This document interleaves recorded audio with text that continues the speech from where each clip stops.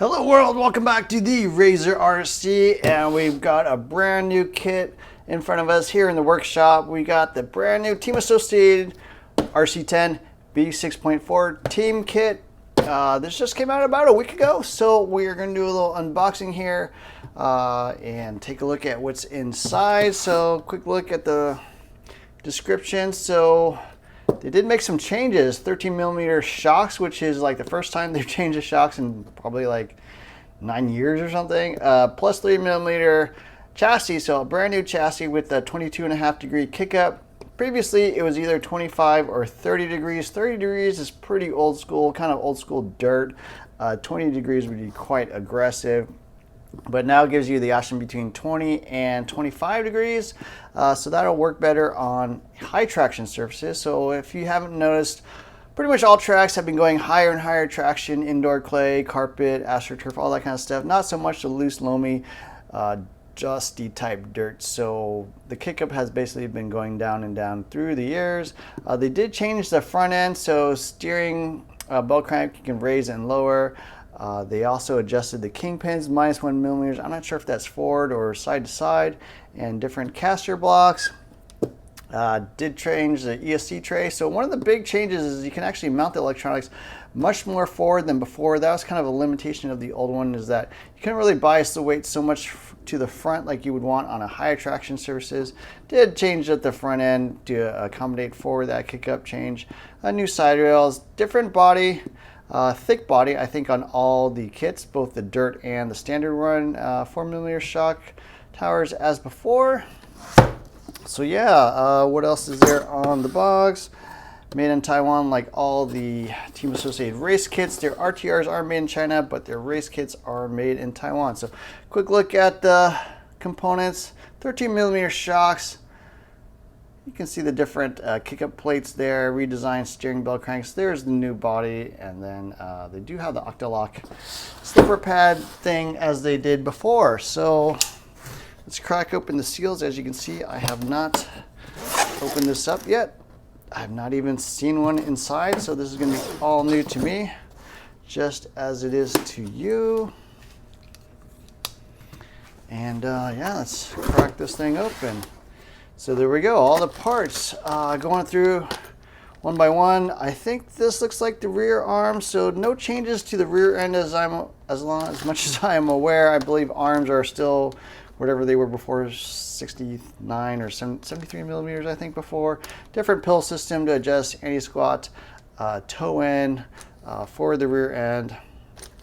Steel hinge pins, I think they're 3mm as before. So parts still on parts trees, no change there. They are using a different font, I noticed, on the bags.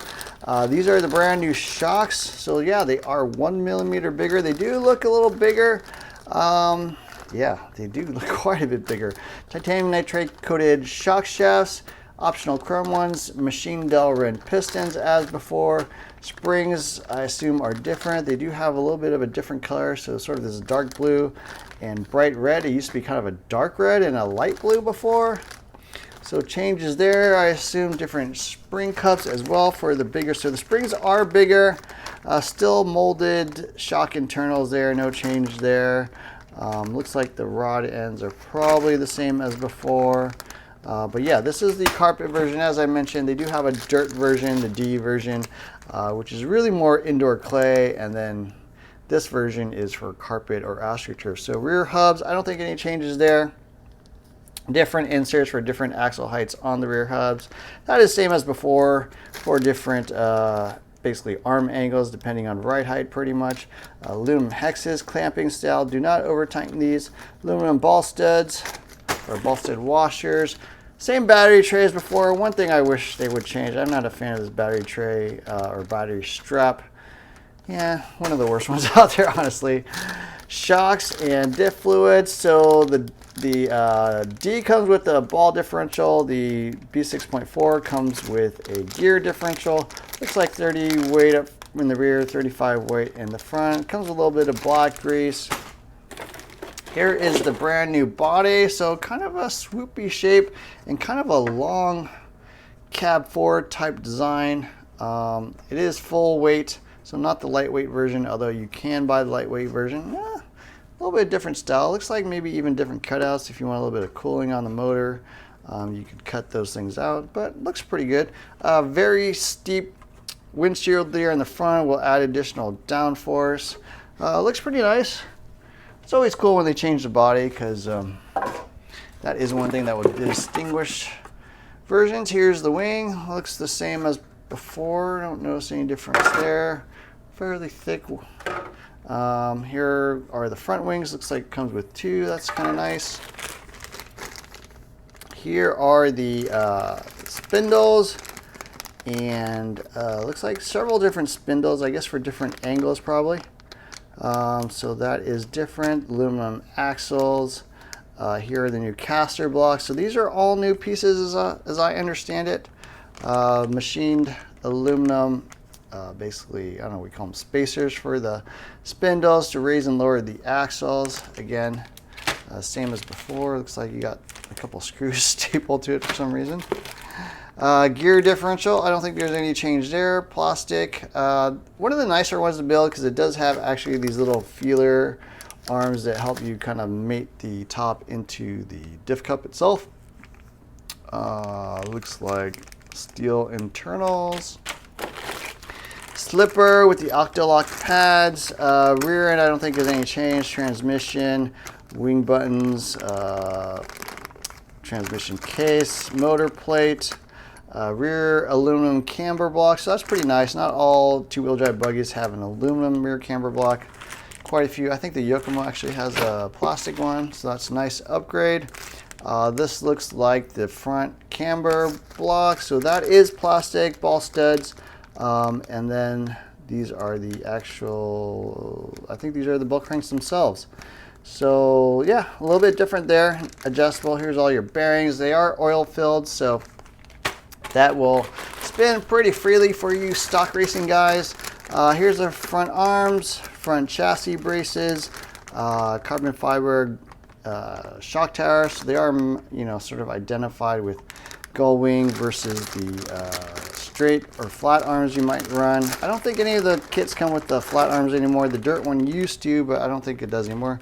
Here is the kick-up plate. It is plastic. I don't know if anyone makes a brass or a steel version, but maybe something you would want to consider if you're running on carpet here. Sway bars front and rear, I believe. Little shock tower guard, that's always nice. I forgot what this thing is, some kind of cover. I don't remember what that is. Not sure what that is. And yeah, gull wing arms, of course. And the brand new chassis, so plus 3 millimeters, a little bit longer. ESC tray is quite small now, so just a thin rectangular piece. It does come with a steel ESC tray. I believe a steel servo tray or weight as well. So yeah, nice. I believe it's 3 millimeter 7075 aluminum chassis. Looks pretty good. I believe they widened this center channel here for your motor sensor wire, to make it a little more room, and then a little cutout for the differential there. Other stuff included, of course, your manual, some stickers, Velcro, 3M tape for your electronics, and an antenna tube if for some reason you run one. And yeah, that's pretty much, warmer bag, all the ball cups and turnbuckles. So that's what we got inside the Team Associated RC10 B6.4. I'm going to be building this. I built many Team Associated B6 kits through the years. Owned pretty much every single one, the B5, B5M, B6, B61, B62, B63, and now the B6.4, so very familiar with this kit, and should go together pretty quick. So anyways, I hope you enjoyed this video. Don't forget to hit the like, share, subscribe, add notifications button. Look for more videos soon. Thanks for watching.